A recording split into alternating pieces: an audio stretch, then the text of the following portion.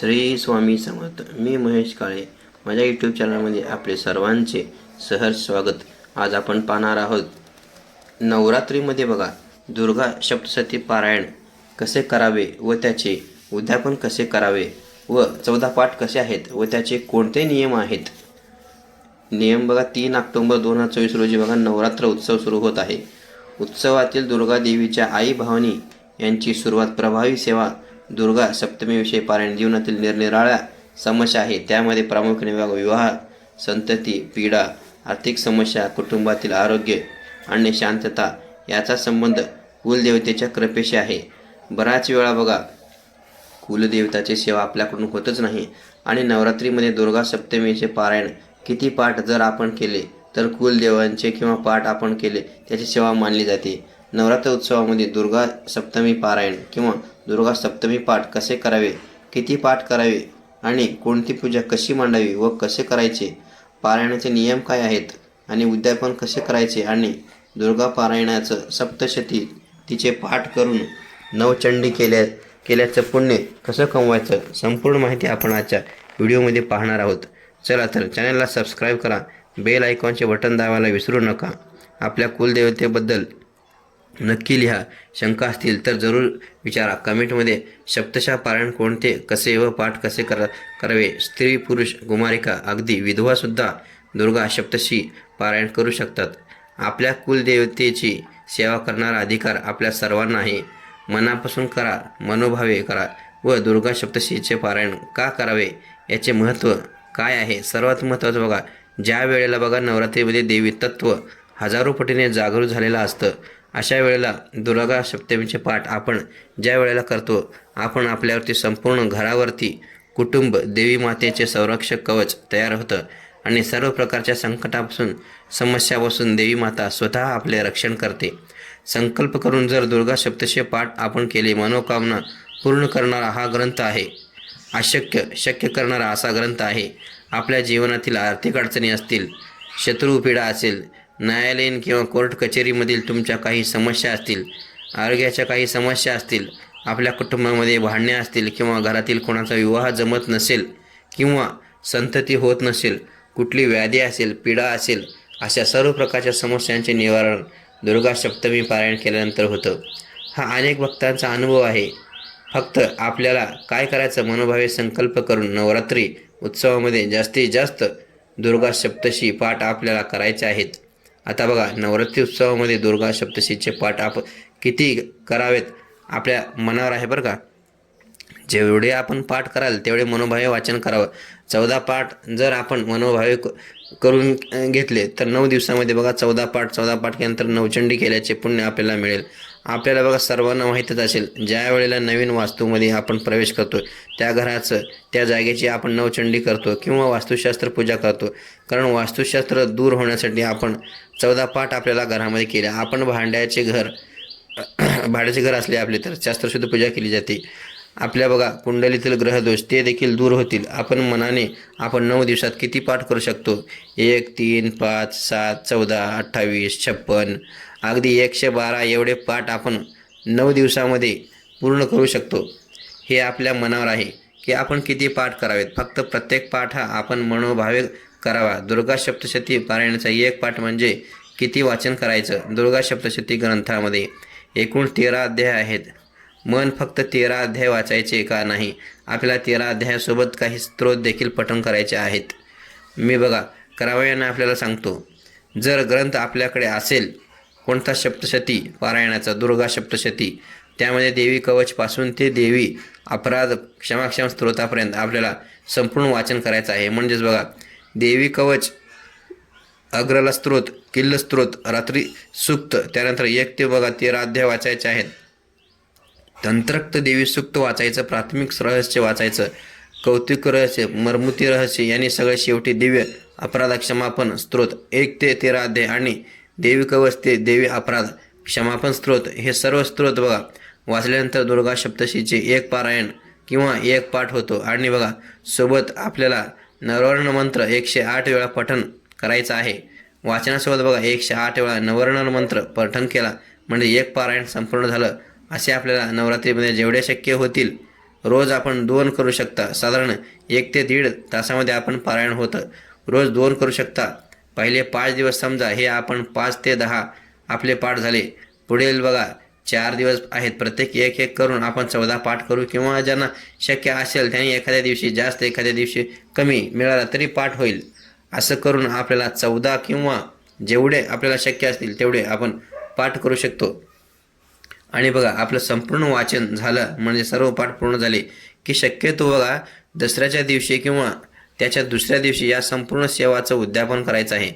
समजा बघा महिलाच्या बाबतीत नवरात्र सुरू असताना आपले बघा पाठ सुरू असताना जर आपल्याला अडचणी आली तेवढी सोडून द्यायचं. पुढे पुन्हा आपले पाठ वाचायला सुरुवात करायची. आपल्यापैकी बघा बरेच जण पहिल्यांदाच पारायण करत असतील किंवा बघा वाचनास आपल्याकडून अडचण असेल. मध्ये बघा 1-2 जणांनी कमेंट अशी सेवकांनी बघा माझी विनंती असेल की चॅनलवरती बघा संपूर्ण दुर्गा पाठाचा तुम्हाला सप्तशतीचा यूट्यूबमध्ये तुम्हाला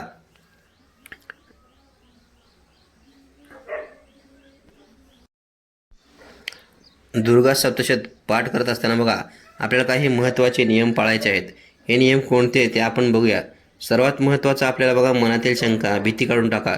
बऱ्याच जणांना दुर्गा सप्तशती पारायण करण्याची भीती म्हणजे बघा वाटते. काही भीती वाटण्याचे काही कारण नाही. आपण मनोभावे आपल्या कुलस्वामींचे स्मरण करून देवी मातेची सेवा करण्याची ही आपल्याला सर्वांना एक सुवर्ण संधी आहे. म्हणून बघा सर्वांना जास्तीत जास्त संख्या दुर्गा सप्तशतीचे पाठ करावेत. नियम कोणते? सर्वात पहिला बघा आणि महत्त्वाचा नियम म्हणजे बघा संकल्प करून आपल्याला दुर्गा सप्तशतीचा पाठ करायचा आहे. संकल्प पहिल्याच दिवशी करायचा आहे. आपण बघा जेवढे पाठ करणार असाल तेवढे पाठ संकल्पमध्ये बोलून दाखवायचे, किंवा आपल्याला जर निश्चित संख्या माहीत नसेल यथाशक्ती मी दुर्गा सप्तशती पाठ करेल असा संकल्प करायचा. तर संकल्प करून ह्या सेवेला सुरुवात करा. बघा संकल्प केल्याने कुठलीही सेवा हिला पूर्णत्व प्राप्त होत नाही बरं का. संकल्प करायचा. आपलं जे वाचन आहे शक्यतो आपल्या बघा घरातील देवघरासमोर आपल्याला घरी घटस्थापना होत असेल तर देवीसमोर बसून आपण हे वाचन करायचं आहे. खाली बसून नका बरं का, जमिनीवर पण बसू नका. आपल्याला बसण्यासाठी आसन घ्यायचं आहे. वाचन सुरू असताना पुरुष असतील महिला असतील स्वच्छ कपडे घालावेत, सुबोधित राहायचं. त्यानंतर बघा तमाम तन मन आणि पवित्र राहायचं. बघा काळे वस्त्र शक्यतो चालणार नाहीत. महिलांच्या बाबतीत आपल्याला कपाळाला कुंकू लावा बघा, बांगड्या व घालून बघा साधारण 1 ते 1.5 तासामध्ये दुर्गा सप्तशतीचे पाठ सुरू होते. आपण बघा एका बैठकीमध्ये पारायण पूर्ण करण्याचा प्रयत्न करतो. शारीरिक धर्मामुळे बघा किंवा कारणामुळे जर उठावं लागलं असतं तर हातपाय पुन्हा वाचनाला बसायचं. गोमूत्राचा पारायण सुरू असताना नवरात्रीमध्ये आपल्या घरामध्ये सर्वत्र जास्तीत जास्त बघा वापर करायचा आहे. वाचन करताना बघा अगदी मोठ्याने पण नाही करायचं, अगदी मनातल्या मनात नाही, शब्दामध्ये येईल तेवढं अशा शब्दामध्ये मनोभय वाचन करायचं, लयबद्ध वाचन करायचं. शक्यतो बघा जेवणाच्या अगोदर आपण वाचन करण्याची सवय ठेवा. जेवणानंतर आपल्याला आळस येतो, मग आपली एकाग्रता भंग होते. सकाळी बघा 4 वाजेपासून संध्याकाळी अगदी 7-7:30 वाजेपर्यंत काही लोक आपल्यापैकी बऱ्याच ज्या महिला आहेत त्या ह्या नोकरी निमित्ताने बघा दिवसभर सेवा करायला जमणार नाही. आपण बघा रात्री जरी मनोभावे दुर्गा सप्तशतीचे पारायण केले तरी चालेल. फक्त बघा दुपारी 12 ते 4:30 एवढी वेळ सोडून द्यायची. दिवसभरात आपण कधीही वाचन करू शकतो. ब्रह्मचर्य आपल्याला पाळावायचं आहे. बघा रात्री झोपताना पलंगावरती गादीवरती झोपू नका बरं का. घोंगडीवरती झोपायचं, चटईवरती झोपायचं.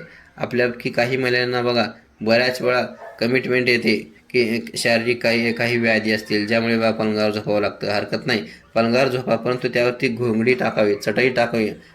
अगदी बघा त्यानंतर बघा काही जणांना जमिनीवर बसण्याचा प्रॉब्लेम आहे. अशाने बघा खुर्चीवरती बसून पारायण केलं तरी चालतं. फक्त ग्रंथाची जागा बदलायची नाही. ग्रंथाची जागा 9 दिवस एकाच ठिकाणी ठेवायची आहे. बघा 9 दिवस नवरात्रीमध्ये वाचन करत असताना आपल्याला जो ग्रंथ असतो त्याचं पवित्र आपल्याला जपायचं आहे. पवित्र जपल्यामुळे बघा आपलं ग्रंथ चांगला व्यवस्थित होतो. ग्रंथाची बघा थोडीफार हालचाल होते, हरकत नाही, परंतु बघा आपण पूजा मांडणी करताना ग्रंथासाठी एक वेगळं आसन देत असतो. पाठ असतो, चौरंग असतो, त्यावरती बघा ठेवूनच आपल्याला तो वाचन करायचा आहे. वाचन झाल्यानंतर बघा स्वच्छ वस्त्रामध्ये ग्रंथ रोज गुंडाळून ठेवायचा आहे. या बघा 9 दिवसामध्ये उपराण म्हणजे बाहेरचं अन्न खाऊ नका बरं का. हॉटेलचं पण अन्न खायचं नाही. जेवण वगैरे जे आहे ते खायचं नाही. बाहेरचं अन्न खायचंच नाही या 9 दिवसामध्ये. घरामध्ये बघा स्वतः देवी माता आलेली असते, त्यामुळे घरामध्ये शांतता ठेवायची. भांडण तंटा होऊ द्यायचा नाही. मांसावर मद्य सेवन टाळायचं. एवढे सगळे नियम ऐकल्यानंतर बघा आपल्याला अवघड वाटेल. अवघड काहीच नाही बघा. आपल्याला फक्त ज्याने ज्याने हे पारायण केलं असेल त्यांना विचारा, त्यांना अनुभव विचारा. एखादी अशक्य वाटणारी गोष्ट बघा सहज शक्य होते असते बरं का. ते फक्त आपल्याला नियम पाळायचे आहेत. हा असा दिव्य ग्रंथ आहे. आपण प्रत्येकाने हे नियम पाळून बघा दुर्गा सप्तशतीचे पारायण या नवरात्रीमध्ये नक्की करावेत. आता आपण बघूया बघा नवरात्रीमध्ये दुर्गा सप्तशतीचे पाठ करत असताना पूजा मांडणी कसा करायची आहे. आणि आता नवरात्रीमध्ये बघा आपल्यापैकी बऱ्याच जणांना बघा आपल्या घरोघरी घटस्थापना होत असते. दुर्गा सप्तशतीचे पाठ ज्या वेळेला आपण वर्षभरात कधीही करतो त्यावेळेला कुळ म्हणजे स्थापना करणे महत्त्वाचं मानलं जातं. वेळेला बघा आपल्या घरामध्ये घटस्थापना केली असते त्यावेळेला बघा कळस स्थापना करायची गरज नाही. बघा ज्या ठिकाणी आपण घटस्थापना केलेलं आहे त्या ठिकाणी बघा पूजेच्या समोर एक पाठ किंवा बघा एक चौरंग मांडायचा आहे. त्यावरती स्वच्छ वस्त्र अंतरायचं आणि त्यावरती थोडेसे तांदूळ ठेवून आपल्याला ग्रंथ ठेवायचं. ग्रंथाची पूजा करायची आणि बघा वाचन सुरू करायचं. परंतु बघा ज्याच्या घरी घटस्थापना होत नाही अशाने बघा काही करायचं तर बघा आपल्या छोटीशी पूजा या दुर्गा सप्तशती पाठासाठी मांडावी. आता बघा नवरात्रीमध्ये देवी घरी आलेली असते आणि बसलेली असते. बऱ्याच ठिकाणी बघा देवपूजा करत नाही. अशा वेळेला आपण पूजा मांडणी कशी करायची. पूजेसाठी बघा एक पाठ किंवा चौरंग मांडायचा आहे. ही पूजा बघा कोणासाठी सांगत आहेत आणि ज्याच्या घरी घटस्थापना केली जात नाही त्यांच्यासाठी बघा पाठ किंवा चौरंग मांडायचा. शुद्ध तुपाचा दिवा लावून घ्या. देवाची पूजा करायची. गणपती बाप्पाचे फक्त स्मरण करायचं. चौरंगावरती बघा आपल्याला कळश स्थापना करायची आहे. तांब्याचा कलश त्यामध्ये शुद्ध पाणी घ्यायचं आहे. एक नाणं घ्यायचं आहे. सुपारी घ्यायचं आहे. हळद कुंकू अक्षदा हे सगळं एखादं फूल टाकायचं त्यामध्ये. त्या दुर्वा पण टाकायची. कधी 5 वेड्याचं पान ठेवायचं आणि बघा त्यावरती नारळ ठेवायचा. कलशावरती खालून वर कुंकू आणि 5 रेषा काढायच्या. नारळावरती बघा स्वस्तिक काढायचं आहे. ह्या कळशाची पूजा करायची आहे. बघा हळद कुंकू अक्षदा एखादी फूल व्हायचं. ओम श्री पूर्णाय नमः संकल्प पूजार्थ ग्रंथ पुष्पम समोर या असं ह्या म्हणून बघा कळसाला गंध अक्षदा फूल व्हायची. देवीचा बघा जो ताक असतो त्या घरी बघा बसलेला असतो त्यावेळी बघा ताकावरती आपल्याला अभिषेक करता येत नाही. पण बघा फक्त काय करायचं आपल्याला उजव्या हातामध्ये कुंकू घ्यायचं. देवी मातेचे स्मरण करायचं आहे. शक्य झालं तर बघा सुक्ताचे एक वेगळं पठण करायचं आणि बघा कुंकुश्री सुक्ताचे पठण झाल्यानंतर आपल्या घरात देवी मातेचा अक्षरवती वाहून चौरंगाच्या थोड्याशा बघा अक्षदा ठेवायचा आणि त्यावर की दुर्गा सप्तशतीचा आपला ग्रंथ ठेवायचा. ग्रंथाचे हळदी कुंकू अक्षदा फुल वाहून बघा पूजा करायची आहे. ओम श्री सरस्वती देवे नमः गंधाक्षदा पुष्पम समर्पयामी. 9 दिवस वाचन सुरू असताना बघा ग्रंथाचे पवित्र आपल्याला जपायचं आहे. ग्रंथ या आसनावरती ठेवायचा आहे. वाचन करायचा. ग्रंथ उचलून हातामध्ये घेऊन पोथी वाचन करू नका बघा. ग्रंथ जास्त हलवायचं पण नाही. वाचन करताना अनावधानाने थोडाफार ग्रंथ हलतो हरकत नाही, परंतु सारखा ग्रंथ उचलायचा नाही, हलवायचा नाही. वाचन झाल्यानंतर एका स्वच्छ वस्त्रामध्ये आपली पोथी गुंडाळून ठेवायची. रोज आपण हा नियम अवश्य पाळावा. अशा पद्धतीने बघा ग्रंथाची पूजा झाल्यानंतर आपल्याला आता संकल्प करायचा आहे. आपल्या उजव्या हातामध्ये 2 पळी पाणी घ्यायचं आहे. त्यामध्ये हळदी कुंकू अक्षदा एखादं फूल घ्यायचं आहे. मनोकामना दुर्गा मातेचं आपल्या कुलस्वामिनीचे स्मरण करायचं आहे. आपली एखादी मनोकामना असेल किंवा एखादी समस्या असेल ज्याचे निवारण व्हावं असं आपल्याला वाटत असेल देवी मातेला विनंती करायची, प्रार्थना करायची आणि म्हणायचं की नवरात्री उत्सवामध्ये मी दुर्गा सप्तशती पारायणाचे आपल्याला जेवढे पाठ करायचे असतील ते आपल्याला त्याची संख्या म्हणून दाखवायची आहे. यथाशक्ती पठण करणार आहे. माझ्यावरती बघा माझ्या कुटुंबावरती तुझी कृपादृष्टी अशीच राहू दे आणि आई माझी ही सेवा पूर्ण करून घे अशी विनंती आईला करायची आहे. बघा हातातील पाणी तामणामध्ये सोडून द्यायचं आहे. संकल्प झाल्यानंतर बघा आपण लगेचच वाचन सुरू केलं तरी चालेल. बघा हळूवारपणे आपण देवी कवचापासून जो स्तोत्र आहे त्यानंतर 13 अध्याय नवरणार मंत्र 108 वेळा आणि शेवटी बघा देवी अपराध क्षमापण स्तोत्रापर्यंत सर्व स्तोत्र वाचायचे आहेत. एका बैठकीमध्ये आपण जर वाचन केलं तर उत्तम.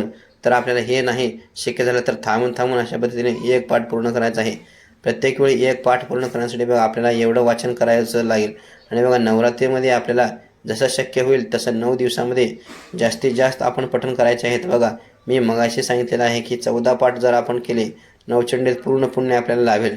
9व्या दिवशी आपल्याला जेवढे पाठ होतील तेवढे पाठ झाल्यानंतर बघा आपण दसऱ्याच्या दिवशी किंवा दसऱ्याच्या दुसऱ्या दिवशी उद्यापन करू शकता. दुर्गा सप्तशती पारायणाचे उद्यापन कसे करायचे उद्यापनाच्या दिवशी सकाळी लवकर बघा उठायचं. 9 दिवस आपण देवीची पूजा करत नाही, म्हणून बघा उद्यापनाच्या दिवशी दसऱ्याच्या दिवशी जर आपण करत असाल तर त्या दिवशी आपण पूजा करतोच.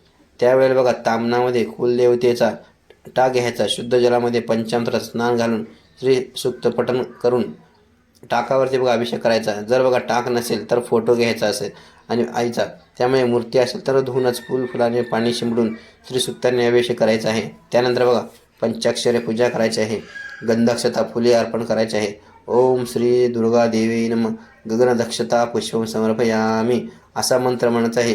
उद्यापनाच्या दिवशी बघा आपण दसऱ्याच्या दिवशी पूजा करत असाल त्या दिवशी बघा आपण पुरणाचं नैवेद्य करतो, म्हणून बघा पुरणाचं नैवेद्य दाखवायचं. या दिवशी शक्य झालं देवी स्वरूप म्हणून एखादी सेवा सवासण किंवा सुकुमारिका आवश्यक जेव्हा घालावी.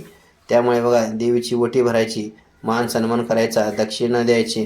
पुरणाचे बघा 21 दिवे करून त्यांना ह्या संपूर्ण पूजेला ओवाळीचे दिवे मातेची आरती करायची. जेवढे शक्य होईल तेवढे या दिवशी अन्नदान करायचे आहे. आणि दुसऱ्या दिवशी सकाळी म्हणजे उद्यापन ज्या दिवशी आपण कराल त्या समजा दुसऱ्या दिवशी केलं, त्याच्या दुसऱ्या दिवशी सकाळी संपूर्ण पूजेवरती अक्षता टाकायच्या आहेत. देवी मातेची क्षमा मागायची आहे. उद्यापनामध्ये काय पारण्यामध्ये काही राहिले असेल चूक त्याबद्दल क्षमा मागायची आहे. पूजा हलवायची. कळसातील जे पाणी असतं ते आपल्या घरात ते आजूबाजूला सर्वत्र शेंफडून घ्यायचं आहे. नारळ आपण फोडून घ्यायचा आहे. त्याला प्रसाद करायचा आहे. बघा माहिती जर आवडलेली असेल तर बघा पूर्ण व्हिडिओ बघा. जर आवडलेली असेल तर पुढे शेअर करा. धन्यवाद.